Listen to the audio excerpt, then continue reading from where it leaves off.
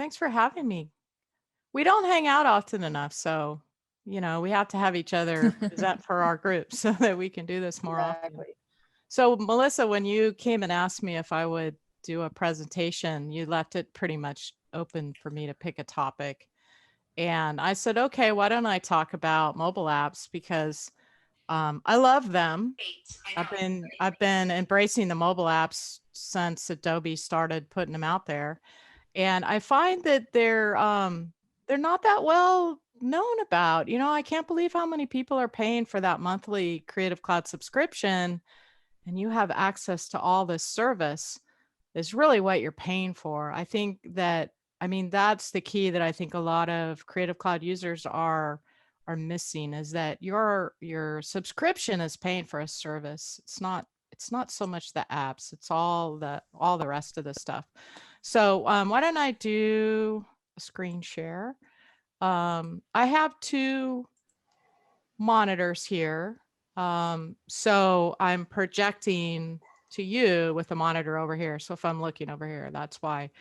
So just a little bit about me. I know all these lovely ladies from the Adobe Community Professional Program. That's how we all met. And in the good old days, we used to get together at Adobe Max and hang out for a week, but unfortunately, we weren't able to do that this year. I'm also a LinkedIn Learning author. I have 5 courses now on LinkedIn Learning. No, I have more than that. I have 5 Lightroom courses on LinkedIn Learning. I'm very proud of that. I love Lightroom. This summer, I recorded 2 courses for Lightroom Classic. So maybe in another time, if you guys are into Lightroom, I can come back and do a presentation for Lightroom. My website, Orchard View Color, that's my business. I do graphic design. I'm trying to do less of that and more training, but I do have clients that I do design and product photography for. And mostly I've been doing training and teaching. I teach classes for a local community college as well, a Photoshop and Illustrator class. I have a YouTube channel. It's got some good videos on there, but nothing too recent. And my Behance portfolio and my Twitter and Instagram handle are TJ's Orchard. So let's see, let me jump to, oops, wrong direction. So we're going to talk about mobile apps tonight, and I kind of have a loose outline. I'm completely open to questions. So if you want to use a chat pod to leave questions, then Melissa or Barb can, shout out to me what those questions are. But I wanted to start with the Creative Cloud desktop app. And I know that might sound a little bit crazy because I'm here to talk about mobile apps, but it's very likely that you don't realize everything that's available to you in the Creative Cloud desktop app. In fact, I work with a lot of people that don't even know they're supposed to use a Creative Cloud app or that it's even running in the background. So the Creative Cloud desktop app is your hub for everything. And if you have looked at the Creative Cloud desktop app and opened it, you've probably been on this page right here that lists all the apps, or you could now filter them down, based on different types of apps. But what you may have missed is that when you're in the All Apps tab, if you look at the top, there's a link for mobile. Now, this shows you the breadth of all the apps that Adobe now has out there. I don't have time tonight. I won't have the energy to talk about all of these. I don't even have all of them installed on my iPad. But the really nice part about this is you don't have to ask yourself, what's the name of that app that Theresa was talking about? And how do I find it in the App Store? Just come here and you can send the link to your mobile device. And then that link will go straight to the download or to the App Store. I'm going to be demonstrating with an iPad, but a lot of these, most of this stuff works on Chromebook or Android devices as well. So whatever, this is your shortcut. So I'm kind of curious. Can we get like a raise a hand? How many people is this new to that all this information is even there?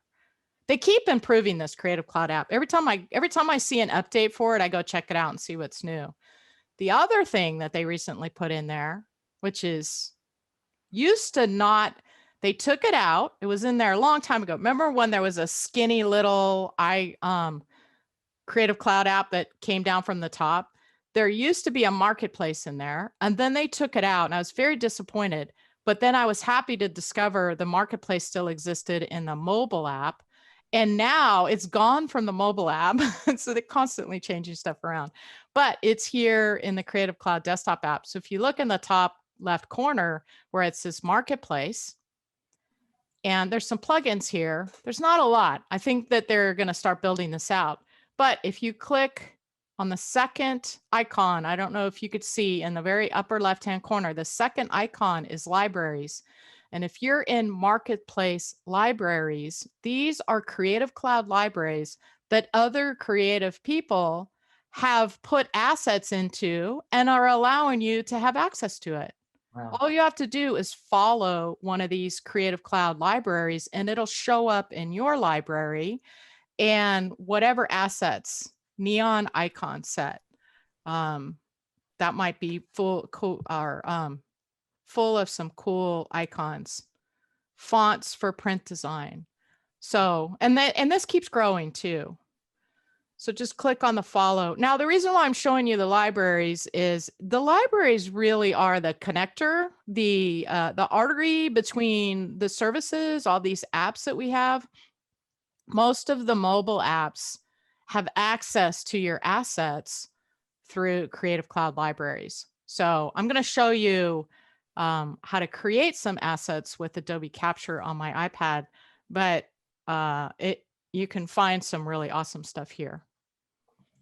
Okay, I have my iPad projecting. If you haven't seen this done before, on a Mac we have an app called QuickTime, and with the QuickTime app, if your iPad is plugged into the USB, you can project it on your screen. So that's how I'm showing my iPad here. So where shall I start? Oh, I know where I should start. I should start with the Creative Cloud app, because just like on the desktop, just like on the desktop, there is a Creative Cloud app for your mobile device, and this runs on your phone or your tablet. And within here, you have access to all your assets. I mean, this is it. This is like where everything that you have out there that's part of Adobe, you can get access to, including your libraries. So I use a lot of Creative Cloud libraries. So these are all my libraries, and some of them are just full of junk. It's kind of like having junk drawers in the kitchen, you know, you just start putting stuff in there. So yeah, Eileen's like, yeah, I got one of those. So Cloud Docs, these are Photoshop communicates through Cloud Docs. Even my Lightroom photos I have access to here. So it's really pretty incredible. Something that's in this app though, well, there's two things that a lot of people probably don't even know are here. First of all, there's a Learn panel. There's a Learn panel on the desktop app too. And this is full of rich tutorial content for free. You're getting this with your Creative Cloud subscription. So you can filter them by app at the top, and they tell you how long they are. So all of that is in, we're looking at it on my iPad. These are all in the Learn panel, and that's in the lower left-hand corner. But this is what I wanted to show you. If you're using Photoshop or Illustrator or Adobe Spark or any of the layout apps on your mobile device, you now have access to that huge library of Adobe fonts.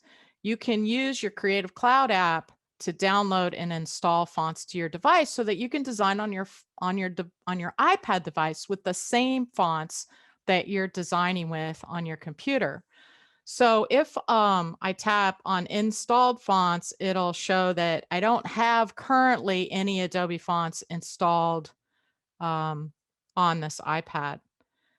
If I tap on previously installed, these are ones that I had recently installed.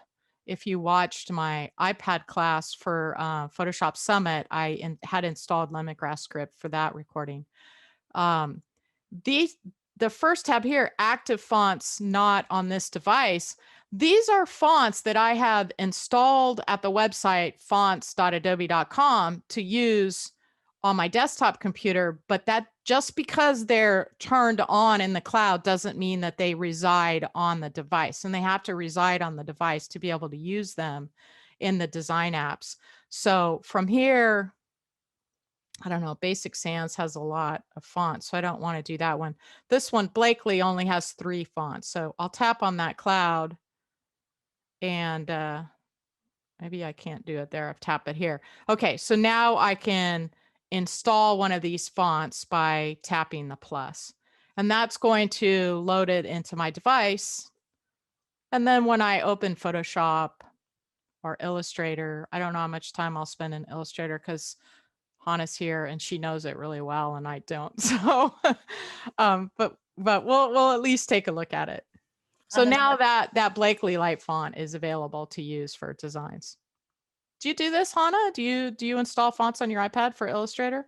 Yes, I do. I actually just did it today for somebody that asked me a question and on the forum, and then I tried it and I did it, and then I showed And them it how worked, huh? it worked. I have a question for you, Hannah. If you open an Illustrator Cloud doc that you created on your desktop, will it automatically download and install the fonts when you open it on your iPad? Yeah. Because Photoshop does that now.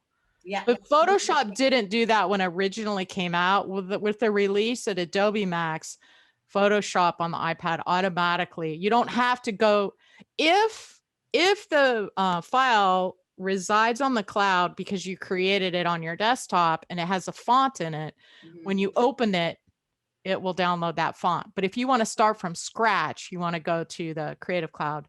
app and install that. Yeah, actually, you know who else does it a little bit starting? It's also even Premiere Rush. You can upload all the font for it right now. It's Oh, new. that's really awesome. Yeah, I'm not showing Rush tonight because I haven't been using it, but that's really great to know. yeah. Um, Rush is a video editing app for your mobile device that you can open the videos that you create with Rush in Premiere on your desktop, and it's all handled through Cloud Docs. This whole system works because of the cloud. Most of the files that you work on actually don't live on your device. They only live there while you're working on them, and then they will offload themselves up to the cloud. And the next time that you want to come in and open that file, it'll download to your device to open it. I probably should show and mention too, some of you might be thinking, okay, I really want to get an iPad for Christmas and I'm not sure what to ask for and how big of an iPad I need and all of that.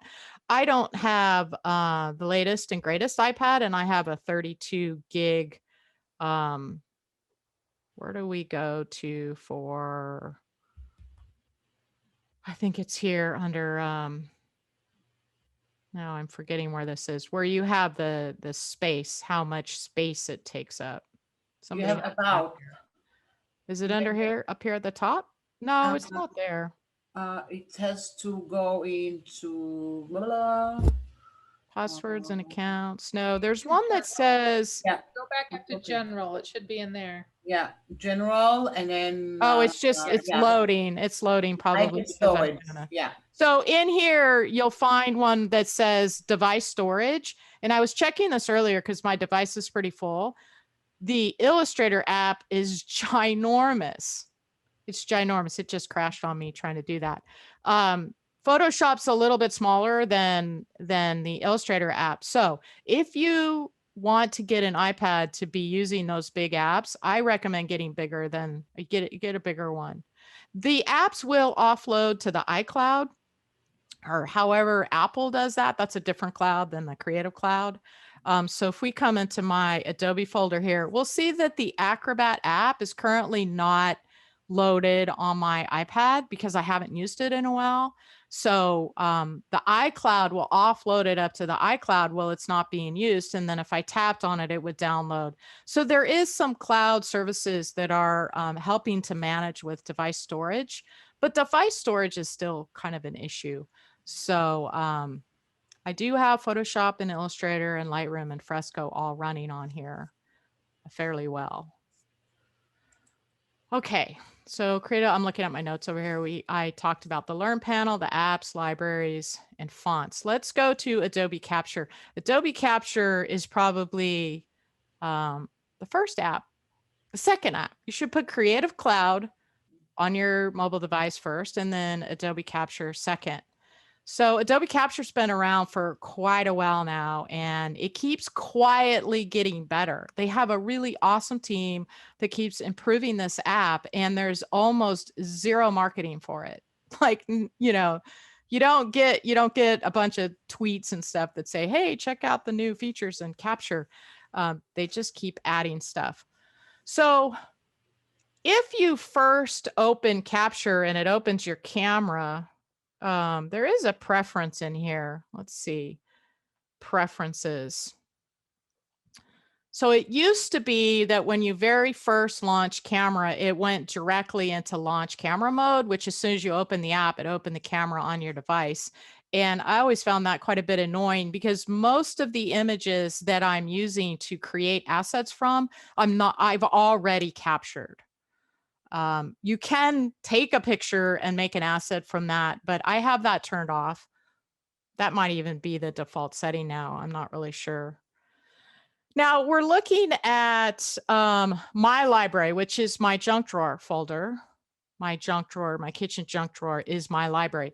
My library is the default library, the one default Creative Cloud library that everybody has with their Creative Cloud subscription. So I use that library for just collecting stuff and doing presentations.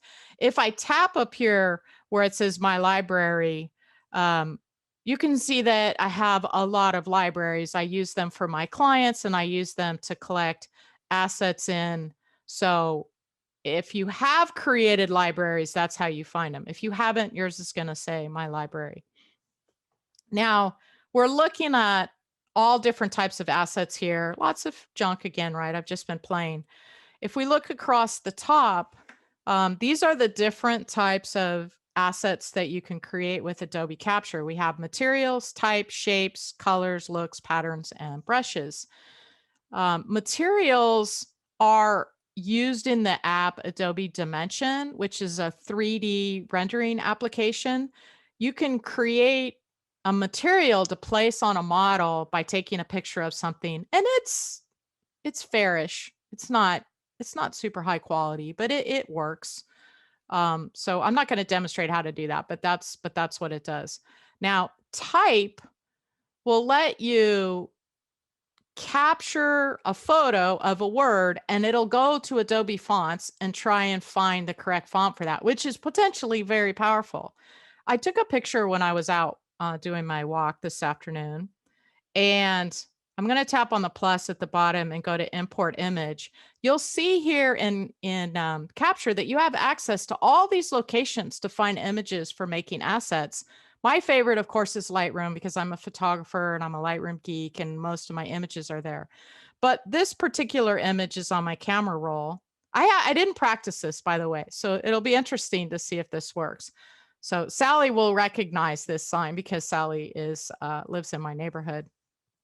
So I took a photo of this when I was on my walk earlier today, and Capture is seeing that there's letters in this picture. And if we look on the right-hand side of the screen, type is highlighted in blue because that is the type of asset that we're creating. If I wanted to pick a different type of asset, I could scroll through here and choose one of the others, but type is what I want. So I'm going to tap check and cross my fingers and toes because I'm not really sure. Well, what do you think? Nimbus Roman looks pretty darn similar. So these are the fonts that Capture is saying these might be the correct font for what you're looking at. So if I just say, okay, we'll go ahead and choose this one. If I tap edit, we can see what it looks like. So you could put your own text in or something. Let's look at the whole alphabet. If I tap save, it's going to create a character style for my Creative Cloud library, and character styles can be used in your Photoshop and Illustrator and InDesign. I'm not sure if Illustrator on the iPad can use these character styles yet. So it may not be that you can use that character style on an app on the mobile device yet, but sure enough, it'll come to that. So I just tap save for that. Let's take a look at shapes. Shapes are one of my favorite. Let's go to import image, and I'm going to go, I have some really bad selfies here. Oh, that's not the one I wanted. Let me see. Oh, I'm not finding the one that oh, you know what? I think it's in Lightroom. So I'll cancel out of here. I will go back to plus and let's choose import image. And if I choose Lightroom, we're now looking at all the photos that I have in Lightroom. I guess I should have practiced this better because I'm not finding the photo that I had found last night. If I tap in the upper right-hand corner, I can view all photos. There, that's what I wanted. Sometimes I get better teaching opportunities when things go wrong. I would have forgotten to tell you that when you're looking at your Lightroom photos, you can view by collections or all photos. So let's take this selfie of me with a mask on. And what Shapes does is it vectorizes the image. And this has been around for a really long time. We can use these shapes to stamp vector content in Fresco. I don't know that you can do it. I don't think you could do it in Illustrator. I used to do it in Draw. I used to do this a lot with Adobe Draw, but I'm replacing Adobe Draw with Adobe Fresco. They've since added the option to do color shapes. So if you have used image trace in Illustrator, this is a lot like image trace in Illustrator. But I'm tapping in the icon that looks like a painter palette here. I'm just going to go ahead and do black and white for this. And I'll do one that doesn't have too much detail. And I'll tap the check mark. And then there's options to refine it. You can erase things. I'm just going to leave it like it is and say save. And it's going to save it. It's going to save it into, I could give it a name too, but I won't. And it's going to save it into my library. Let's go back and do that again. I'll tap the plus, import image, Lightroom, pick the same image, open it. And this time we'll make it darker. Because what you can do, I know Hana does a lot of work like this. You can use these shapes and you can stamp colors in Fresco and you can layer them up to create a creative looking illustration without really having to draw anything. So that's one of my favorite things to do with Adobe Capture. Other things that you can do is colors. You can create gradients. You can create color themes. Those color themes you have access to in Adobe Fresco or in Illustrator or Photoshop on your computer. Let's go back to Lightroom and see if we can find something colorful. Well, we'll just use the same selfie because it has a bunch of colors in it. So I have it on the gradient setting and it automatically, and it went out and it picked colors. It didn't do a very good job though. If I tap and hold on this patch up here, I can drag it over to maybe a purple color. So you can see how that gradient on the left-hand side is changing. Maybe get a brighter gold color for the bottom. And then I can edit. Maybe if I use my pencil here instead of my finger, you can drag these to change how the gradient breaks. Now these gradients you can use in Photoshop on the desktop. They don't have vector gradients yet. They only have image gradients. Actually, I'm not going to save this because we don't really need it. I just want to show you that it's there, that both of these options are in colors. If I tap, so I tapped on the gradient icon on the left-hand side. If I tap on the first icon here, it goes to a color theme instead of a gradient, and it's automatically going out and looking for colors. And I can drag these around and pick different colors. These two up here are just way too similar. And then if I save this, I have this color theme available for a project that I might want to paint in Fresco. If I tap, yes, I can even edit these further from here. There's even the option to choose in different color modes, including CMYK if you're a print designer. So we'll just go ahead and say save on that.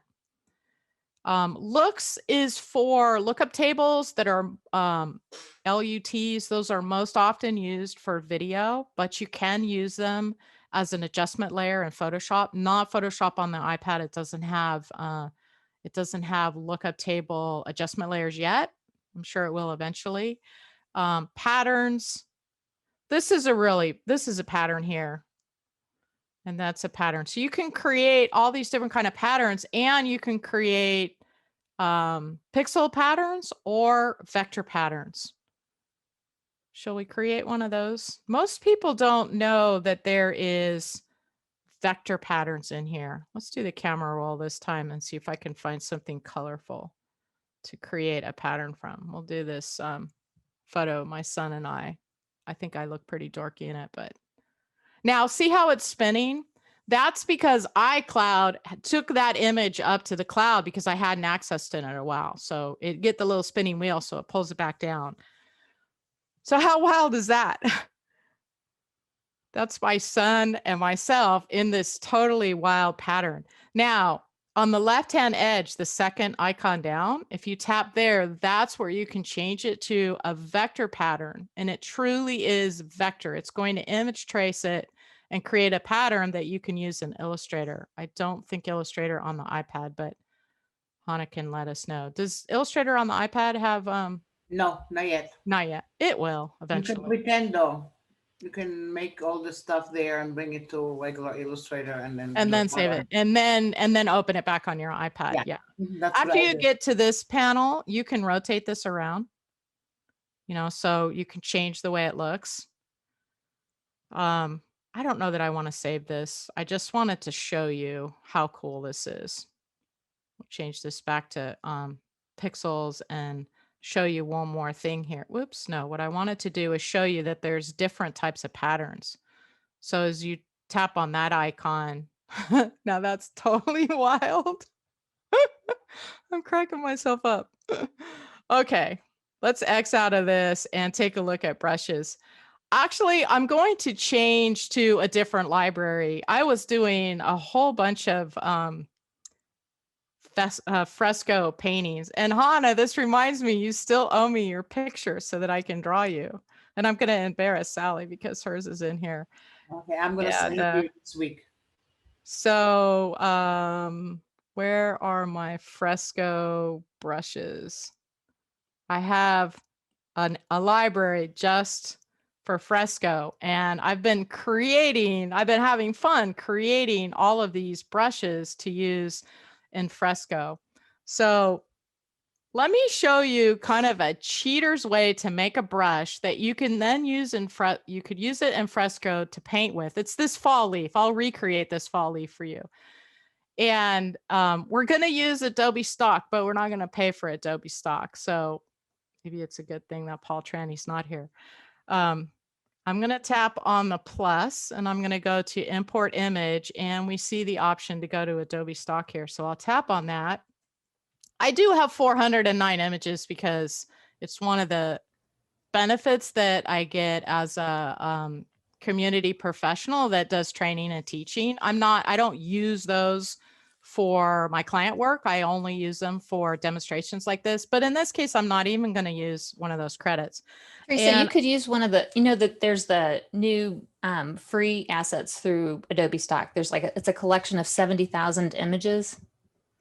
Yeah, I forgot about that. Like uses like Pixabay and no, like I mean that. in Adobe Stock. They're actually free in Adobe Yeah, Stock? so you have, and I don't know how to do it through here. I haven't searched it like this, but if you're on the regular Adobe Stock you probably have to be on the website. You can filter it for the free images, and it'll tell you that it's a free one. That they're free. God, it's amazing. Yeah. All of this is for what you're paying every month. All of these subscriptions. So I just look in the upper corner. See where it's got the. I bet you those filters will let you do it. Will it? Maybe not. I don't know. I don't know if it'll do it in this one. That's exactly what you need to know that. That was your questions in the ACI exam. Remember, you were in charge of Adobe Stock. Well, Oh, that's why Myra knows.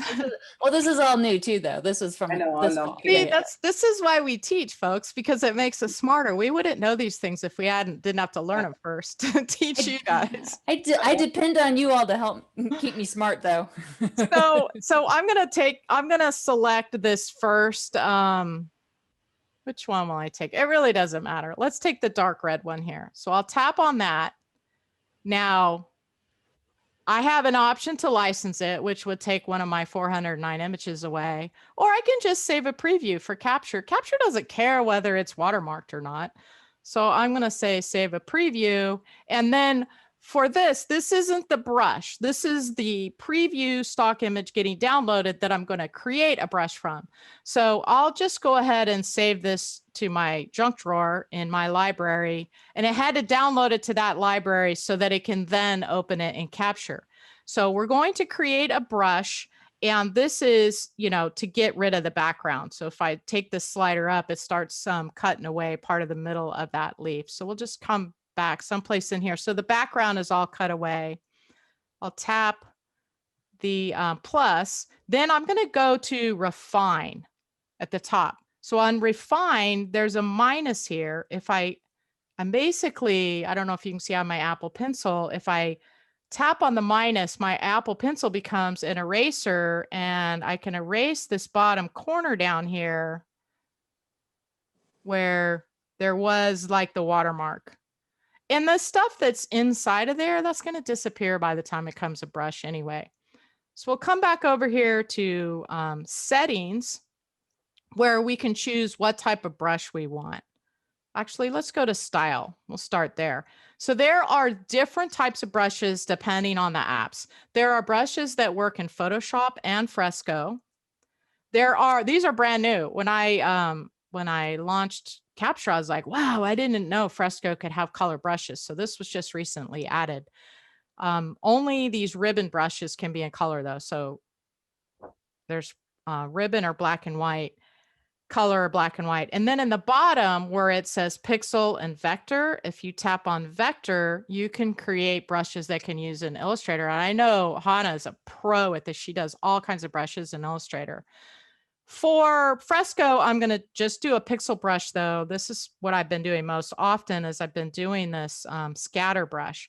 So I'm going to tap that, and then I'm going to go to the settings, and I want to turn the size pressure on because I'm using a pencil, and I want to take the scatter down so that they're closer. Come on, pencil. See how it's changing on screen? And even maybe take the spacing down a little bit.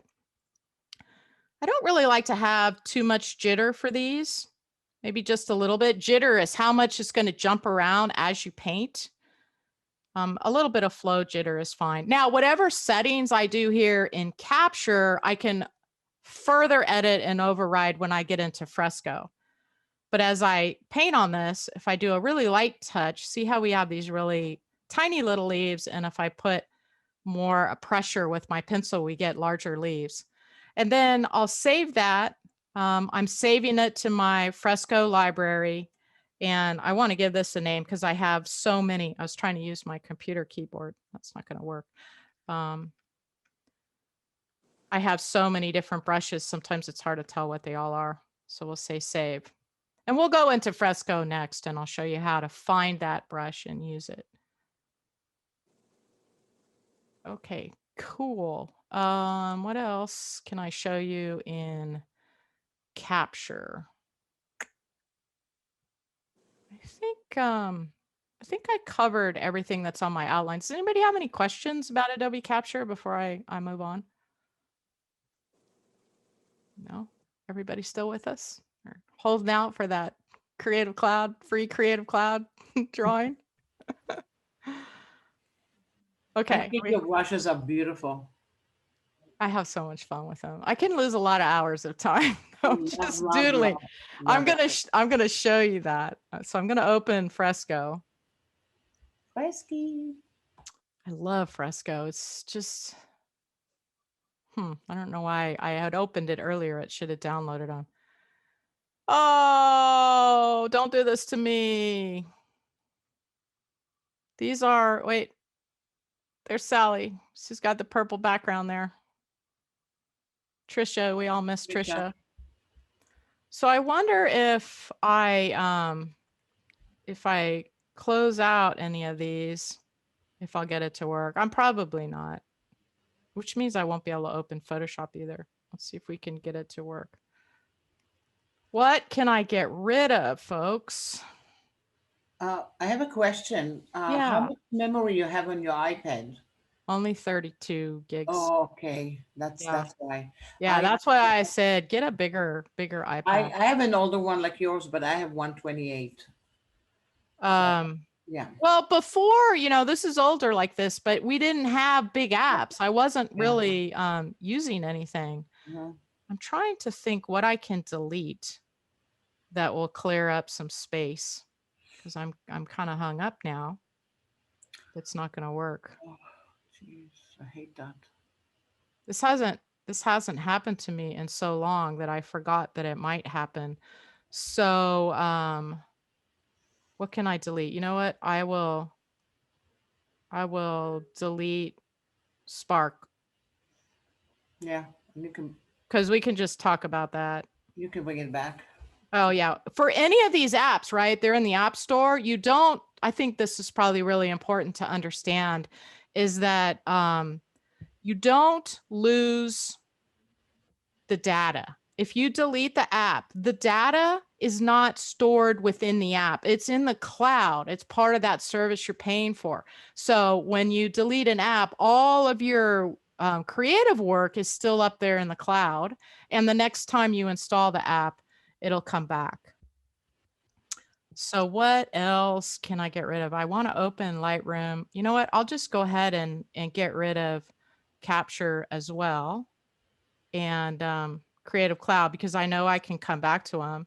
And then I'm going to stop my screen sharing for a moment and reboot my computer or my iPad and see if you guys have any questions. How's that? Are you guys okay with that? Stop my screen share. So what I'm going to do is I'm going to power down my iPad. This is real world. This is the real world. Yes, we're good with it. We're all good with it. Working on an iPad, it's going to happen to you, especially if you have a 32 gig.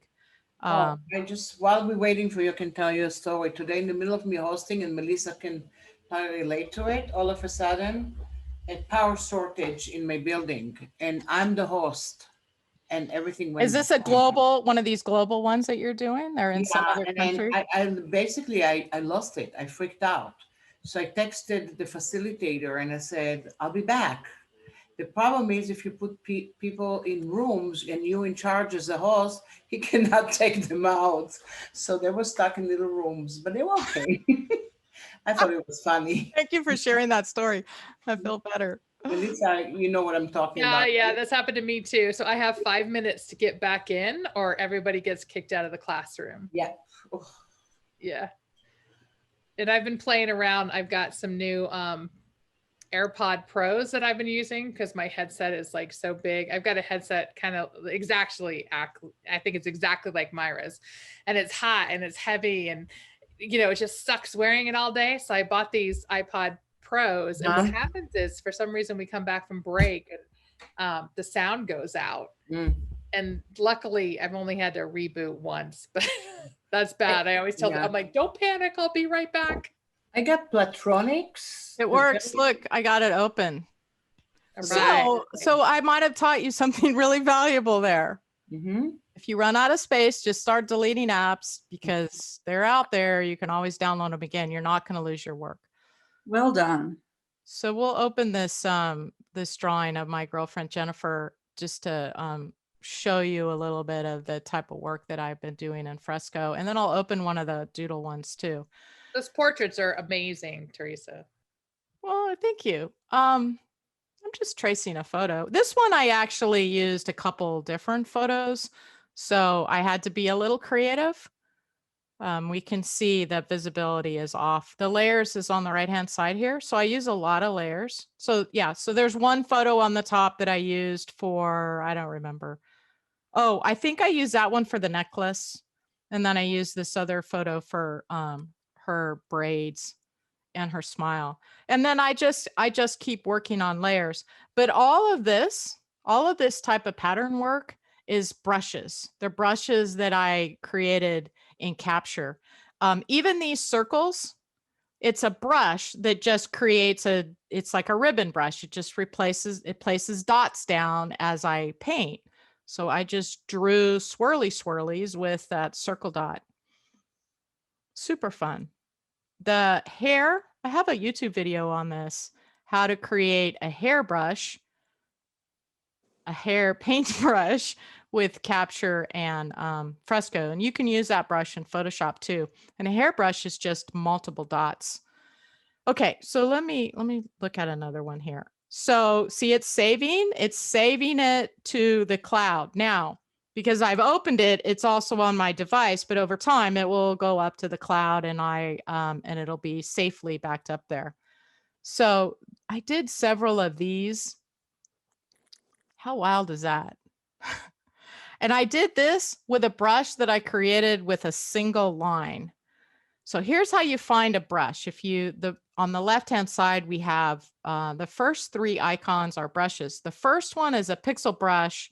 The second one, this is not good because now my pencil isn't working. Come on, technical difficulties. I think I'm just gonna have to show you and then I'm gonna have to unplug again. I can't use pressure sensitivity with my finger, but if we look here, we can see the striped ribbon brush that I last used.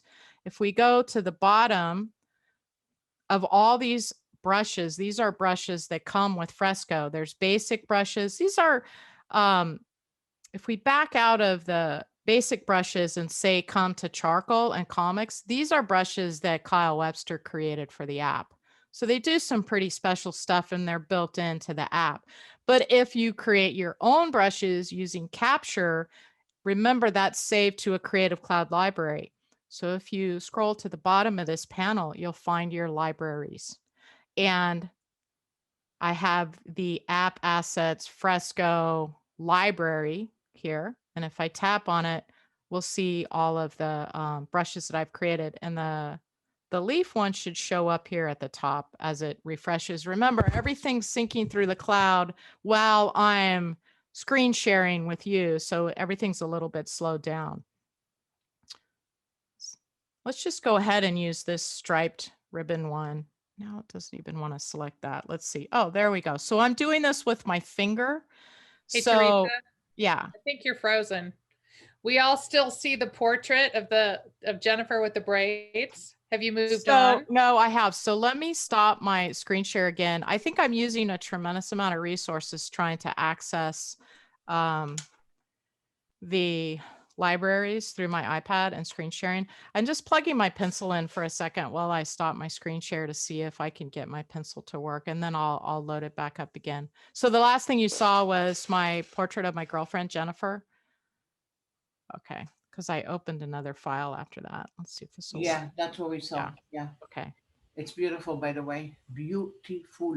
Oh, thank you. Okay, so I'm going to plug it back in and see if that'll refresh it. There was a time not too many years ago where something like this would freak me out. Right? I know Melissa and Myra are like, yeah, we've been there, right? Happens. Okay, so this is a doodle and I drew this using a brush, this brush, striped ribbon that's a single line. Share your screen. Share your screen. Your friends are here. I see it. Thank God for friends. Okay, you see it? So this is a doodle painting that I did with a brush that was created from a single thin line. And I thought it was in this library. Maybe it's down here towards the bottom. So these, okay, let me back up because you guys didn't see this before. There's 3 different types of brushes for Fresco. The first one are pixel brushes, and the brushes that I have been creating in Adobe Capture are pixel brushes. So we find them here. And if I back out, this is what this is what you'll see when you open Fresco. You have basic brushes, charcoal brushes, comics. Let's open the comics.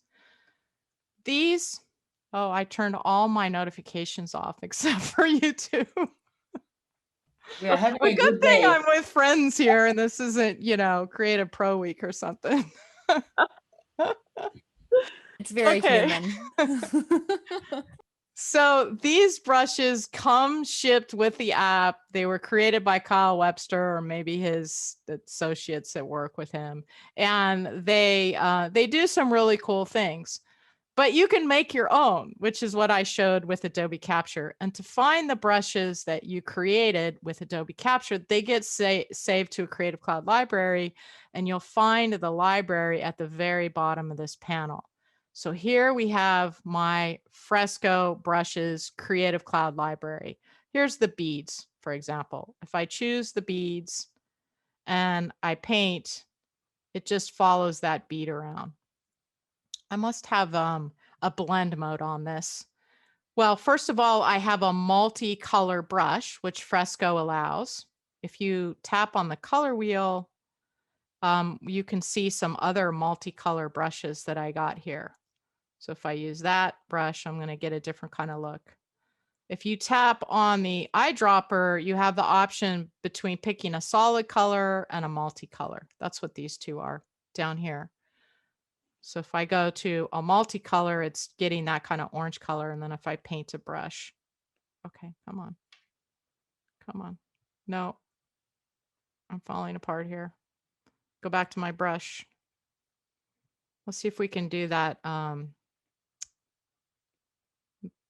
The line. I don't think that's the line one. See, I have to give them names so that I know what they are. Stripes. If you come down here and you change the settings, these are the settings that you can override from Capture. And if I come to shape dynamics and I change the control to pen pressure, see how we're getting a preview? And as I paint, we can lay those down. So anyway, I'm just throwing out a bunch of ideas for you. This is how I create. I just play, and sometimes what I end up with, I like, and then I decide to save it. So you also have mixer brushes or water. They're really watercolor or oil. I probably should get out of this and create a new document to show you that. So if you want to create a brand new document, tap on the create plus down here. We'll do something pretty small because of the screen share. And let's get some type of a color here. So we have watercolor and we have oil. And again, you can't create a watercolor brush. You can only create the pixel brushes. You can't create the watercolor, but there's some nice ones. And it's like wet. It's like having water on your canvas, and it works, just like it would as if it was wet. And if you pick a different color, they'll bleed together just like watercolor would. Hannah's done some really nice stuff with this. I feel like I'm still trying to figure out how to control it. It's probably because I don't paint very well with real watercolors, and this is really a lot like painting with real watercolors. I did do a whole series of paintings though with the oil paint brush, and the oil, there's quite a few in here. I think I did almost everything with the basic flat. And then you can actually blend those as well, depending on how you have your settings. Let's see, we'll take the smoothing up.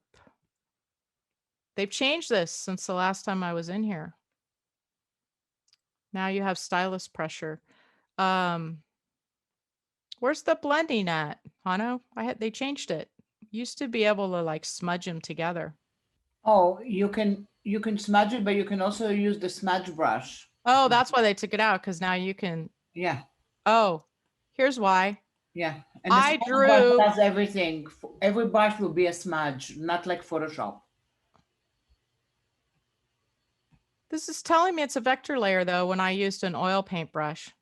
Yeah, well, won't let you do the oils and the watercolor so fast, but the watercolor, yeah, I'm just smudging it while I'm talking to you. Okay, so when I did the paintings that I did, I used a blend setting, which looks like it's been removed. And this is one of the challenges with all of this stuff, is that they change it all the time. They're not even in here. Let's see if we go to your work. The other thing with the cloud docs is that Photoshop and Fresco share the same cloud. So you can open a Photoshop document in Fresco and paint on it. You could just open a photo and convert the photo to a pixel layer and use a watercolor brush with no color and smudge it together and turn it into looking like a watercolor. And you can open here we go. Let's come down here. You can open a Fresco painting in Photoshop. So I think really, I must have opened this in Photoshop. So I opened this file after I finished painting it in Fresco. I opened it in Photoshop on my desktop to do some resizing to it. And then I saved it back to the cloud. So now Fresco thinks it's a Photoshop document. I think the point of all of this is that Adobe is charging very hard towards the tablet workflow. And I think that it's going to continually rapidly evolve with what they release. I don't see Photoshop as we know it on our desktop ever being the same on the iPad. Would you agree with that? You guys who have some experience with this? I mean, Yeah. Maybe. I think they're going to create smaller apps that we can work together. So for example, we can do digital painting in Photoshop on our desktop. But on the iPad, you can do some painting in Photoshop, but I think that the thought behind this is that you would use Fresco for your creative digital painting, and then you would use Photoshop for your compositing. And because you can open each of the files in each app, you would just jump over to the other app. So Teresa, because these, yeah, is there a there's a question? question from Eileen. She says, can you show us how you start with a photo in Fresco and start painting with brushes? Yeah, I'm trying to see if I have one here. So this is a photo that I was playing around with. It's just a giraffe photo. And I don't know if this was Eileen's question, but what I did is I went to the watercolor brush, and in the settings down here, or in the water settings, I put the water flow really high. And then I took the color to none. And then when I painted right on it, it basically, see how that's happening? It's basically taking the pixels that are there and it's just bleeding them out like you added water on them. So that's one way that I would do that. Now, if I was starting one of my portrait drawings, maybe that was the question. I'll show you how I would start a portrait drawing. Is I tap Create New, I create a document. And then what I need to do is I need to place a picture. So just above the color there is a picture icon. You have access to your camera roll and to Creative Cloud, which within Creative Cloud, you would find libraries at the top. So you have access to all of that.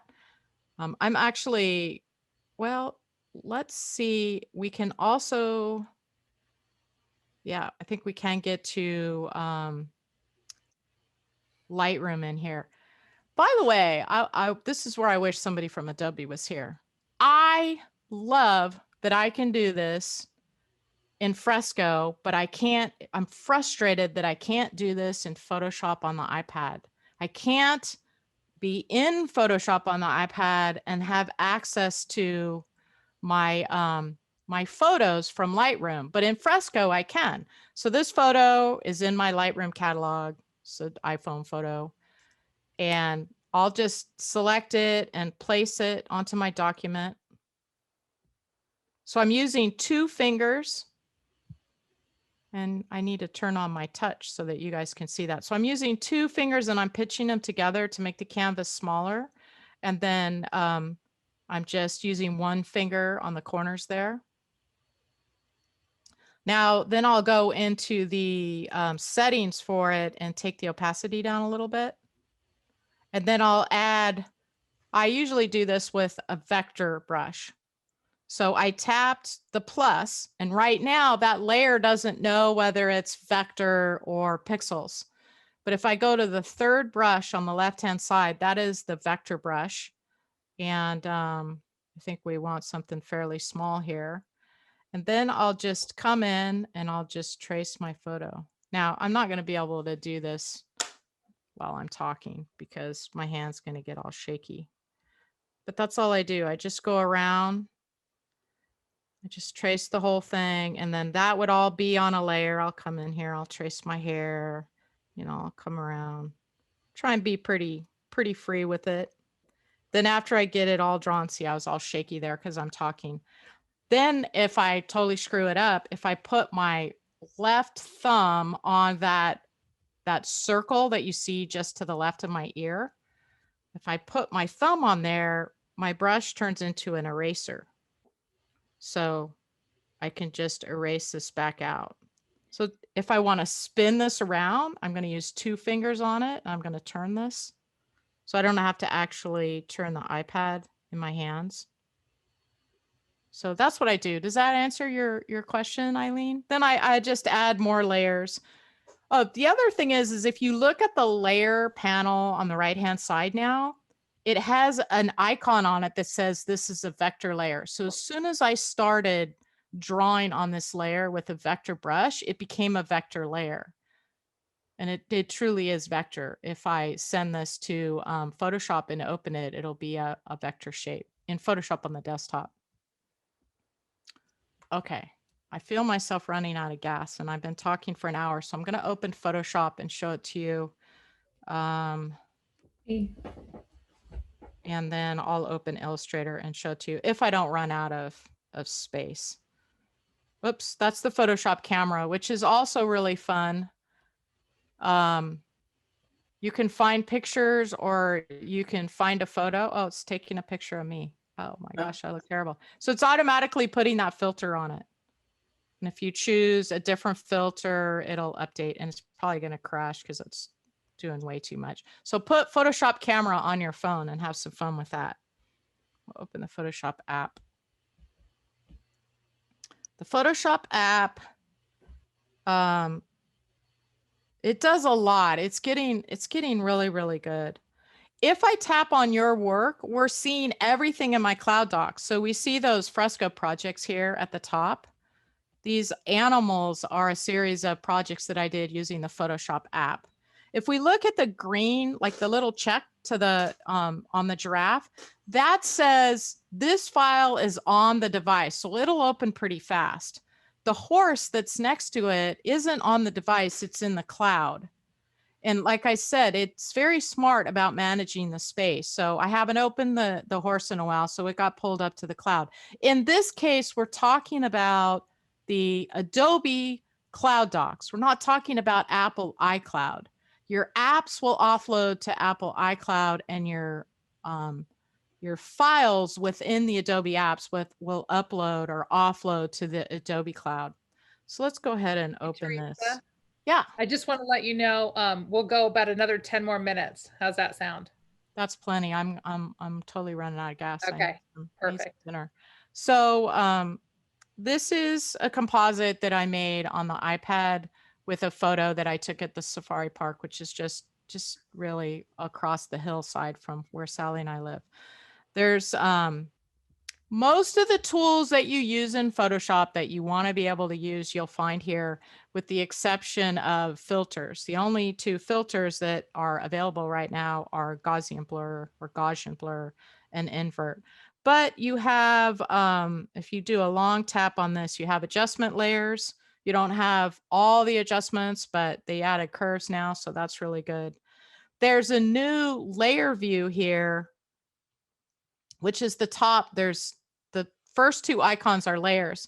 The second one is the same layer view that you have on your computer. So you'll be really familiar with this. But this newer one is beautiful. It's such a nice design.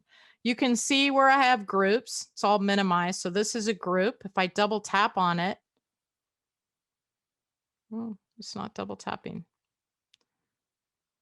Well, I'm not sure what's going on here.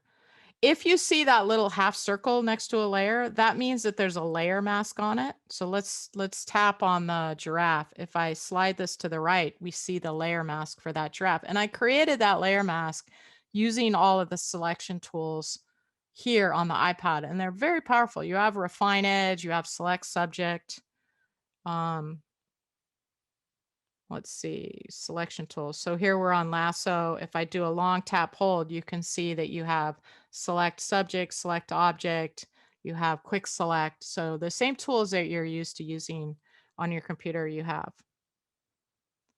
Okay, one last thing, that if you tap on the question up there, there's a bunch of tutorials. So I don't really have time to teach you how to use Photoshop here, but you can learn how to use Photoshop on the iPad from within the app by going to that question.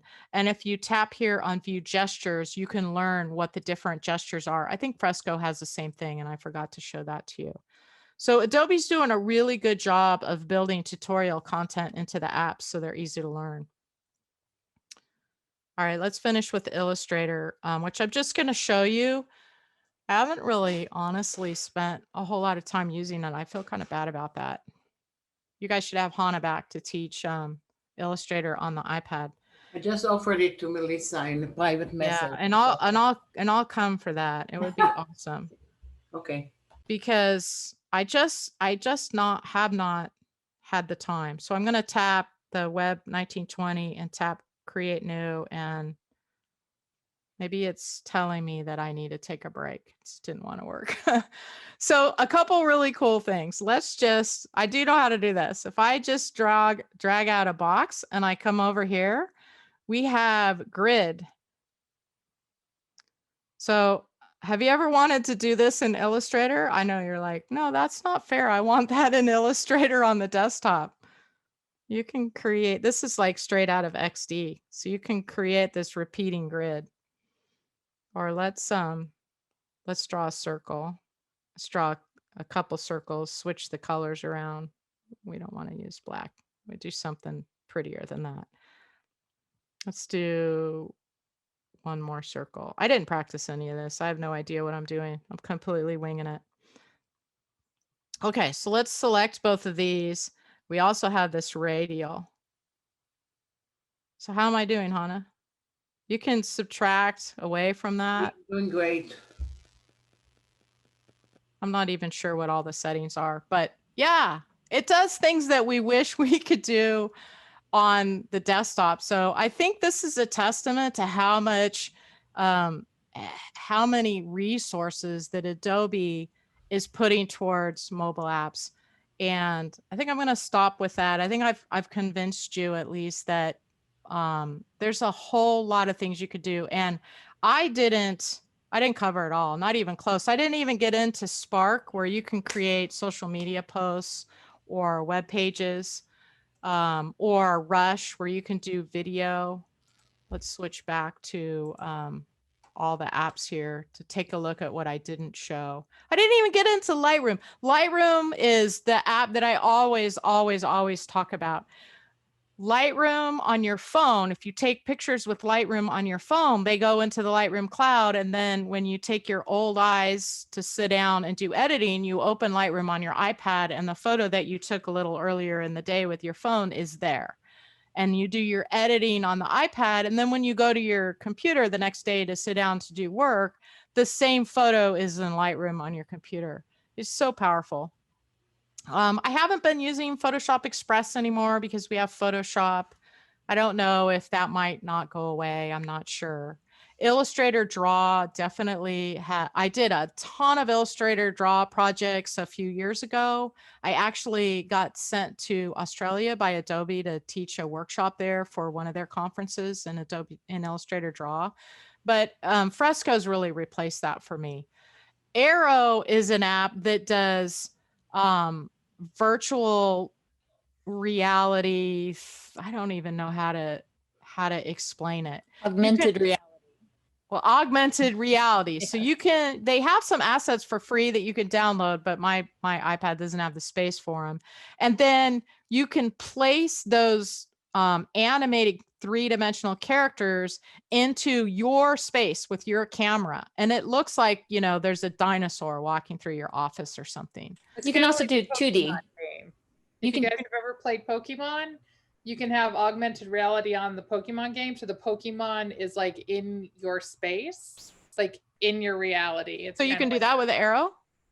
No, I'm just saying that's what augmented reality is. Oh, I yeah. don't know what it is. Yeah, it's like when you put the sort of like when you put the goggles on, only you're doing it in your real world.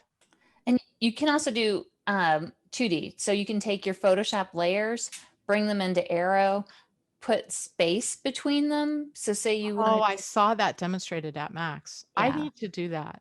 That is something that would completely make sense with my work, and I just haven't gotten time to it to Yeah. do it. There's also all these you know, business apps, Acrobat, Scan. If you travel a lot and you have a lot of receipts, you can convert them directly into PDFs, save them in the Acrobat document cloud. Fill and sign if you have kids with like permission slips. Oh, in the good old days when they could go on field trips, you could use this app on your phone to actually fill out the form and sign it. Photoshop Sketch, I think, is probably going away because of Fresco. Photoshop Fix and Mix. I'm not, yeah. These three on the bottom, I'm not sure what's happening with them. Comp is like InDesign on the iPad. I haven't used it in a couple years. So I'm not really sure Comp where died. that's going either. They not continuing it. They're not going to do any more work on it. I did see that Kyle Webster tweeted yesterday or the day before that he's working on a new project that should be released at any time. Yeah. I hope so. I mean, I loved Comp, but they Yeah, I and all don't. of a sudden, you know. All right.